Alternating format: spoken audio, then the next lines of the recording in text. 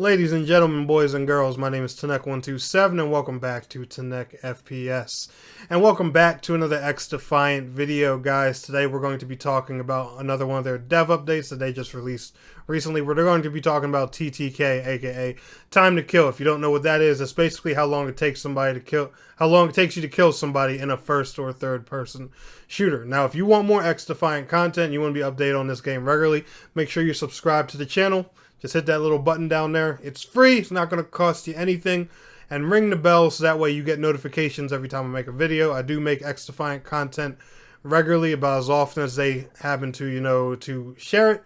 So if you don't want to be scrounging the internet all the time looking for test release dates and all that fun stuff, subscribe here to my YouTube channel. I'll be updating you whenever it comes out. And I'm trying to grow my community here. I would love to have you be a part of it. So, yeah, comment, like the video. Leave me some feedback. What can I do to improve my content and stuff like that? And just let me know. But anyway, let's go ahead and talk about their TTK philosophy for today. So it goes to say, welcome to X Debrief, a monthly update from the development team where we will be discussing the topics and feedback brought up by our community. First, our first developer update. Associate Game Director Scott, I'm not even going to try and say that last name, forgive me, Scott, and Executive Producer Mark Rubin take us through one of the most common feedback drivers during the latest code closed test, Time to Kill. Time to Kill is very controversial in every first and third person shooter. There's always going to be somebody saying it's too high, there's always going to be somebody saying it's too low. It happens. So let's talk about the feedback that we received from the closed test and try to break down what our players are saying. We'll also take our philosophy around the TTK for Xdefiant and some changes that we've already made because of your feedback. Before we start, though, let's define what TTK means. Like I said, it's how long it takes to kill somebody. If you look right here, they give a little shot showing how these multipliers increase and stuff like that. So it goes to say closed test learnings. Let's talk about the feedback from the closed test. There are really two parts to this, actual TTK and perceived TTK. And that's one thing I wanted to go ahead and talk about too. You guys do have to remember that Xdefiant is an arena shooter. It does have abilities and stuff like that. So there's a lot of things in here that are going to make people perceive that the time to kill is a lot longer than it actually is. You have the option to heal teammates. So let's say you're shooting somebody and there's a character right behind him, healing him back to back. Then, obviously shooting that guy is going to take more bullets because there's somebody constantly healing that guy and things like that. There are different types of shields and things that, that can defend you from bullets and stuff like that. So keep that in mind when you're worried about the TTK in this game. But let's go ahead and see what they got to say here. In regards to perceived TTK, one of the glaring issues that we had during the test was that we did not have enough player feedback for players to know when other players were being affected by various abilities. So a player would be shooting at someone and not know they were being healed by another player's ability or ultra. Yeah, see what I just told you guys right there. So the perceived TTK in a fight would have been really high, often to the point where they would lose the fight and not know why or how much damage they had done to the opposing player. So I'm assuming one big change they already need to make is they need to show something that displays how much damage you're doing to that person and how much that person's being healed for. I would give my feedback on this from when I played the closed test, but it's under NDA, so I wish we could talk about it already. Fortunately, this is a work that we have already scheduled even before the start of the closed test. So next time people get a chance to play, they should see a much more clear picture of what is going on in a firefight. So I'm going to assume there's going to be damage and healing numbers in a bright, vibrant, easily visible way now. That's the best way to solve that. Let damage numbers be red, let healing numbers be green, or something of that nature. That'll make it a lot more simple for people. We are planning on testing again, so we look forward to additional feedback we will receive. And as a last note to the closed test, we also had some abilities and ultras that hadn't been properly balanced yet, and so that exacerbated the problem, and this is also another thing we are working on for the future phases of our development and testing. Well, some abilities are going to be overpowered and underpowered. Same thing with weapons. That's the thing with hero shooters. You got to worry about balancing both. Our philosophy. The next aspect of TTK to talk about is our current philosophy around unbuffed TTK. So what is our line? So what is our TTK like against players that are not affected by abilities or ultras? So this is just one-on-one gunfight, no abilities involved, no healing, no shields, nothing.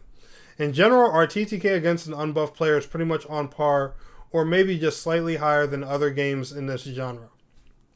So the most obvious and easy example would be Call of Duty. This is probably going to have roughly what a Call of Duty's time to kill would be.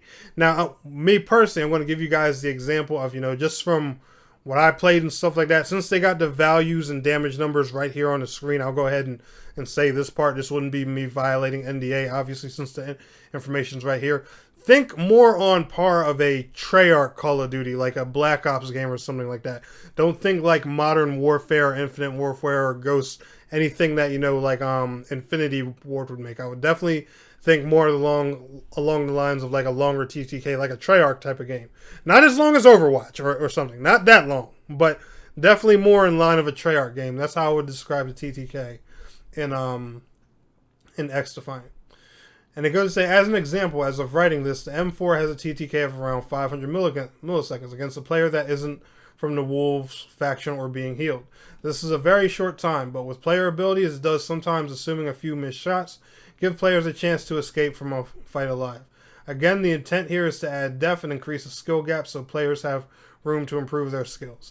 Now, generally speaking, straight up, I'm going to be real with you guys. If you're looking for a game that's, just a shorter TTK, this may not be for you. Hero shooters, arena shooters, and ability-based games like this, they always seem to have a longer time to kill. That's one thing about them, and I think that longer time to kill is purposely so abilities can get tossed in the mix and a chance to use them, because if you're running around 1 and 2 popping everybody, like in a game like Rainbow Six Siege, for example, there really isn't much time to use them. And I think that's one thing that makes Valorant so unique, because that game has a really fast time to kill, but the abilities are built around it, and not a lot of developers are too good at doing that. Like, for example, if you compare Valorant to Rainbow Six Siege, you'll notice that Valorant, the abilities are a lot more punishing in that game than they are in Siege. I'm not saying people in Siege don't use the abilities and skills of their characters. I'm not trying to say that, but in Valorant, they're a lot more built around the gunplay and stuff like that. And in this game, I would say, the same's probably here. But they go to show, just some of the shots to kill and time to kills and things like that. I'll give you guys just, shots to kill, because that'll be the easiest way to break it down. Now, this is for body, the M4, 6 shots, AK-47, 5 ACR, 5 MP5, 6 MP7, 5 the P90, 6 the Vector 45, 5 the ACP. Unfortunately, they did not put that there. The M60, 4 the RPK 74, 5 the MK20, 2 the SVD, 2.